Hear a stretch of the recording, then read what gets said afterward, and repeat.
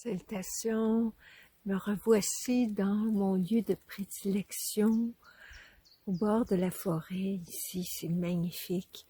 Et là, on voit vraiment les fleurs, les petites fleurs blanches qui poussent. C'est vraiment beau. Et je veux revenir sur la période que nous vivons, que nous avons vécue hier, qui était associée à l'ascension. Et je donnais justement une séance rencontre sur ce thème hier. Et il y a des questions qui ont surgi dès le début de la rencontre par rapport à comment on peut distinguer c'est quoi l'ascension versus la résurrection versus la Pentecôte. Puis là, ça m'a fait vraiment prendre conscience que ces termes-là appartiennent à une histoire biblique, à un récit de vie. Là, je dirais un récit d'âme qui est la vie de Jésus-Christ. Et ça m'a ramené au fait que à quel point ça a été une passion pour moi toute ma vie de scruter la vie du Christ. Et quand j'étais petite, j'avais ça en moi déjà. C'est comme si on me ramenait au fait que, puis ça, je vous invite à le faire. Quels sont mettons, 2 personnages qui vous ont le plus marqué dans votre vie? Vous allez peut-être dire votre père, votre mère, là, mais quels sont les 2 personnages qui sont, peut-être c'est pas votre père, votre mère? Et moi, ce qui est monté, c'était vraiment ma grand-mère. Puis là, j'expliquerai pourquoi peut-être dans une autre vidéo. Et c'était le récit de Jésus-Christ. Parce que j'ai eu l'occasion d'étudier sa vie quand j'étais petite, d'apprendre la catéchèse, autrement dit. Puis je me disais, quand j'allais à l'école, hey, c'est extraordinaire que je sache ce récit-là, parce que ça me donne le sens plus profond de la vie, puis de ma vie. Puis je me disais, hey, qu'est-ce que ce serait la Terre sans sa venue? Tu sais, ça me questionnait vraiment. Et puis, ça pour dire que la question qui m'a été posée hier à la séance sur, par exemple, c'est quoi la différence entre la résurrection et l'ascension du Christ? Bien, je vais ici vous situer parce que je sais que c'est pas tout le monde qui connaît en détail le récit, parce que moi, après ça, j'ai étudié en théologie, j'ai étudié à fond son récit. Mais ça n'a pas de fond, justement, ça n'a pas de fin. La résurrection, mais c'est vraiment ce qui concerne l'événement de la mort-résurrection. Tu sais, on dit qu'il est mort et 3 jours après, il serait ressuscité dans son corps physique. Et ça, c'est la résurrection comme telle. La résurrection de la chair et de l'esprit en unité. Maintenant, l'ascension, c'est un autre événement qui aurait eu lieu dans sa vie 40 jours plus tard et qui réfère à une montée, ce qu'on appelle une montée au ciel dans des termes traditionnels. Mais dans ces 40 jours-là, après sa résurrection, il a été sur terre de façon supposément, disons, sporadique ou pas toujours présent. C'est pas clair dans la Bible. Parce que, comme on sait, beaucoup de textes ont été enlevés. Et les 40 jours, ben, on n'en parle pas vraiment de ce qui est arrivé après sa résurrection. Mais on sait, par le récit particulièrement des disciples d'Emmaüs, alors qu'on va chercher cela, les disciples d'Emmaüs, c'est quoi le récit? Chaque fois que je lis ce récit-là, j'en ai des frissons, parce que c'est vraiment une histoire prenante, tu sais, c'est magique. C'est deux disciples qui marchent et qui parlent de l'événement, de cet événement, de cette crucifixion, de ce personnage.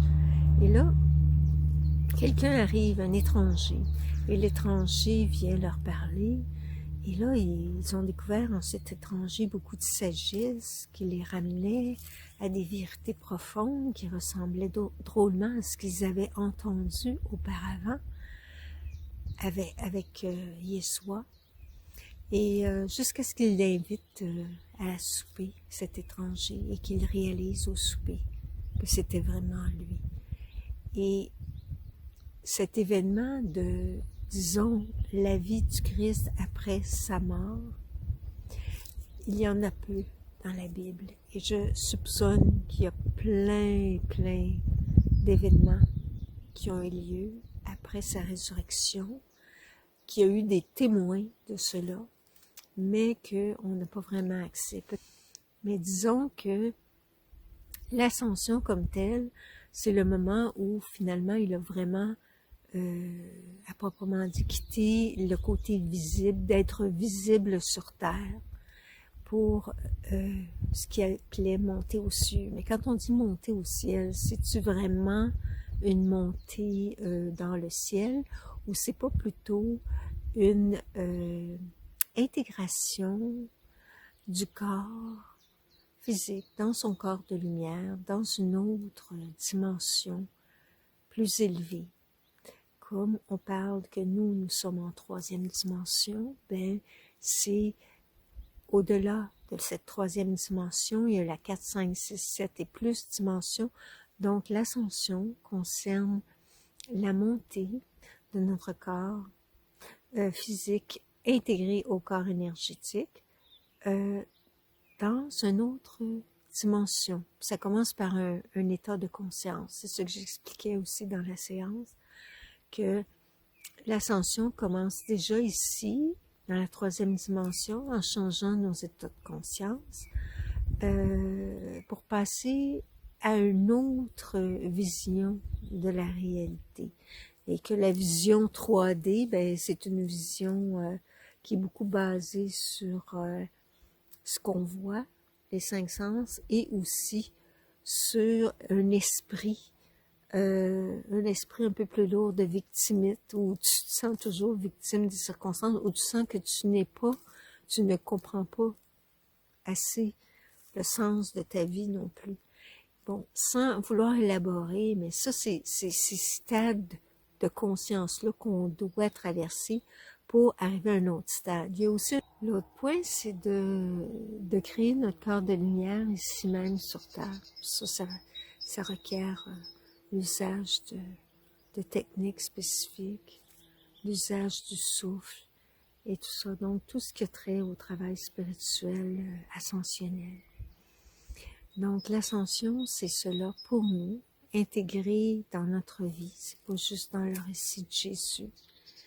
Et c'est important de prendre conscience que ce qu'il a enseigné était une façon de nous éveiller à cette dimension spirituelle et divine qui est déjà en nous, et qu'à l'époque, ben, les lourdeurs de l'époque étaient très grandes, et les gens n'avaient pas accès à ce savoir-là, de savoir qu'en fait, ils avaient la perle divine en eux. Et c'est comme son message au Christ, c'était « Hey, éveille-toi à la réalité de qui tu es vraiment, au divin en toi. Ce que je fais, tu peux le faire aussi. » C'est une invitation au chemin de lumière intérieure. Puis, bien, juste pour terminer sur la Pentecôte, bien, la Pentecôte, c'est un autre phénomène qui a qui a eu lieu par la suite, mais qui a trait à la réception de cette connexion à l'Esprit Saint, mais qu'on pourrait appeler aujourd'hui aussi à notre soi véritable, à notre soi divin, qui nous permet de parler avec le cœur, d'avoir une conscience élargie de la vie et de notre rôle dans le monde, etc.